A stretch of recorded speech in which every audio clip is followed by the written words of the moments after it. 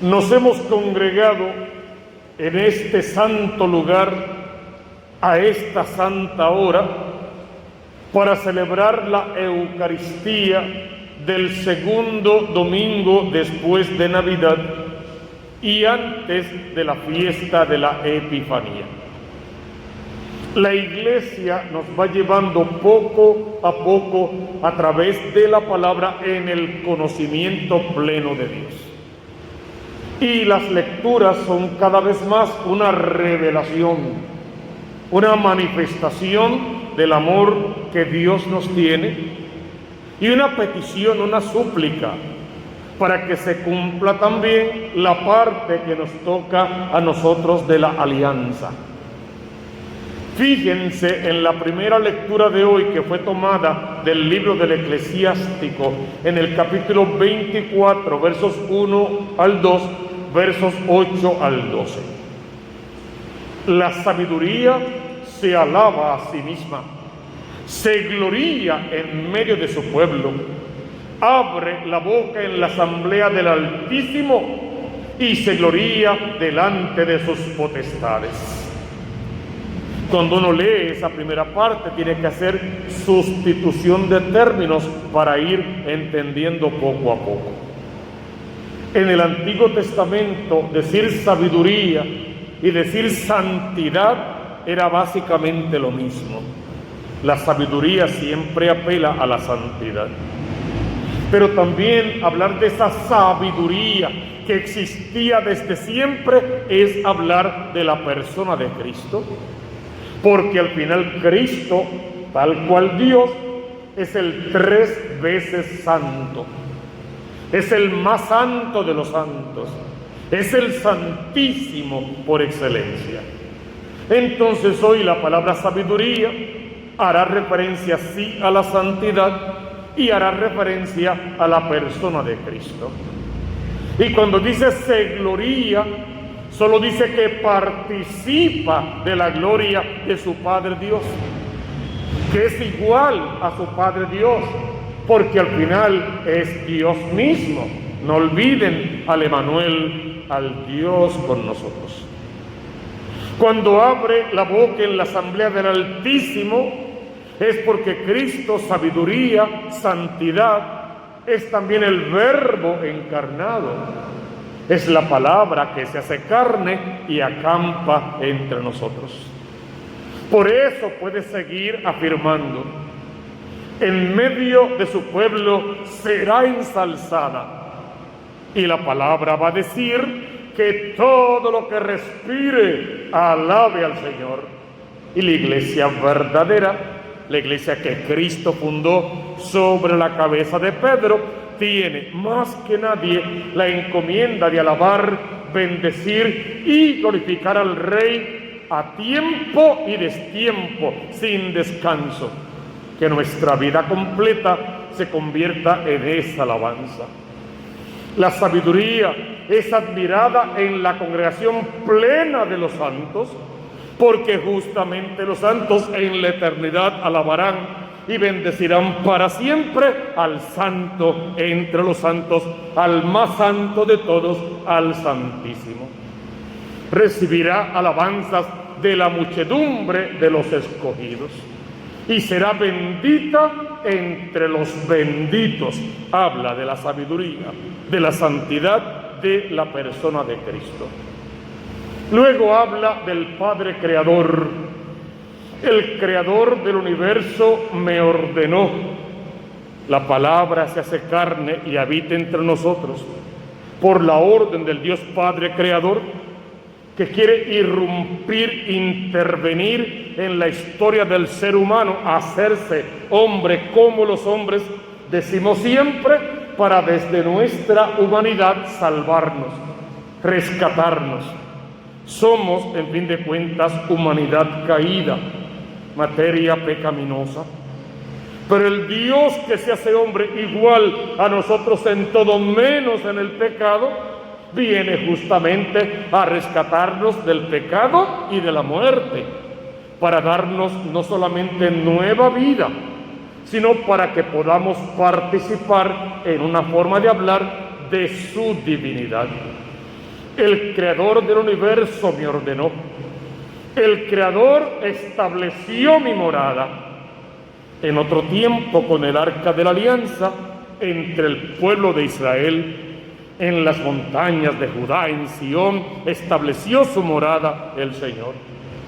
Pero después de haber hablado de todas formas, habló a través de su propio Hijo, nacido de la carne, nacido según la ley, y entonces tuvo su morada en el vientre de María Santísima.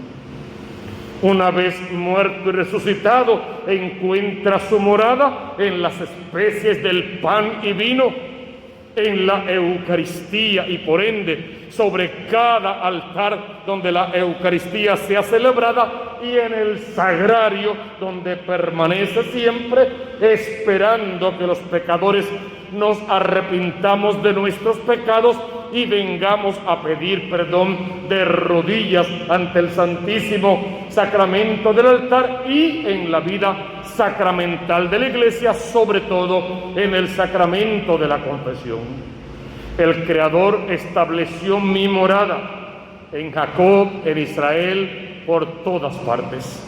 Pero hoy, ahora y al releer, establece su morada en tu historia, en tu vida, en tu carne, por ende, en tu hogar, en tu matrimonio, en tu familia, para hacer, decimos siempre, que tu hogar se convierta en una iglesia doméstica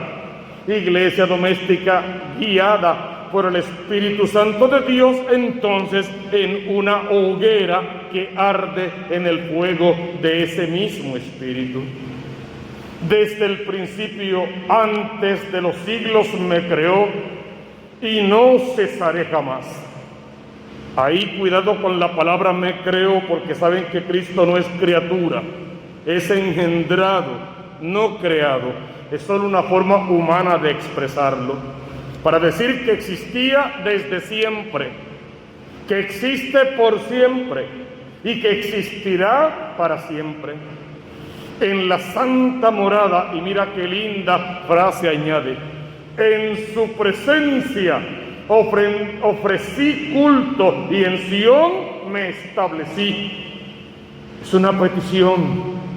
Tienes que rendirle culto a Dios en espíritu y en verdad.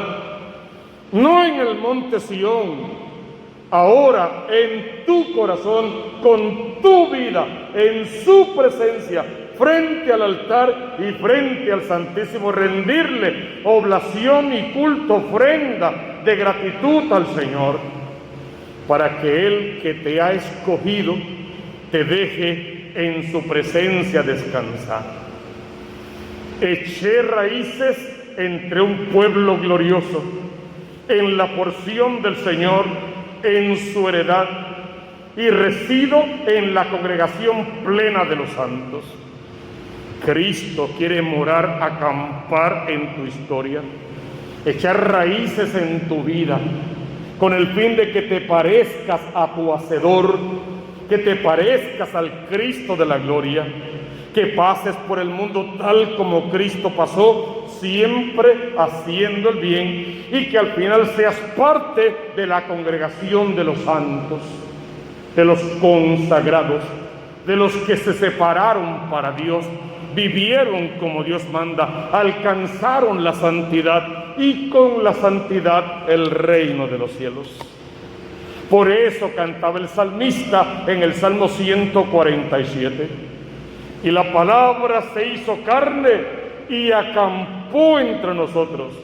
Ahí echó raíces, ahí se quedó a vivir para siempre. Y ahora desde ahí tiene que dirigir tu vida y darte la sabiduría y las herramientas para que puedas dirigir la vida de tus hijos siempre al encuentro personal con el Cristo de la gloria. Y si bien decíamos que todo lo que respire alabe al Señor, mira por lo menos la primera estrofa del Salmo de hoy. Glorifica al Señor, Jerusalén, alaba a tu Dios Sión, que ha reforzado los cerrojos de tus puertas y ha bendecido a tus hijos dentro de ti. La Iglesia hoy nos regala una segunda lectura espectacular. Es un cántico de amor en la carta del apóstol San Pablo a los Efesios. Canta la gloria del Señor, pero dentro de la gloria del Señor hace ver esa persona de Jesucristo como nuestro Dios y Señor. Comienza de esta manera: bendito sea Dios, Padre de nuestro Señor Jesucristo, que nos ha bendecido en la persona de Cristo con toda clase de bienes espirituales y celestiales. Él nos eligió en la persona de Cristo antes de crear el mundo, para que fuésemos santos e irreprochables ante Él por el amor.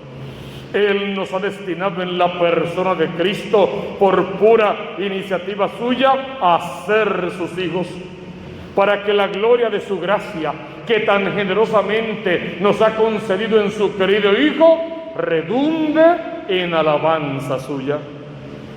Usa esa lectura en casa, hermano, como una alabanza perenne al Rey, viendo todo el poderío de la gloria de Dios en la persona de Jesucristo, y viendo todo lo que se te promete y lo que puedes heredar si vives cumpliendo con la voluntad de Dios, que la encontramos en la palabra que Cristo a través de los evangelios nos ha dejado. Así puedes continuar con la lectura y convertirla en oración. El evangelio de hoy ya lo hemos visto 2 veces desde la Navidad hacia acá. Es el prólogo según San Juan, quizá el evangelio por excelencia. Es un poema de amor, una joya de la literatura universal. Al final, ¿qué dice allí? Dice que Dios es Dios, que existe desde siempre. Dice que el Hijo de Dios es Dios mismo.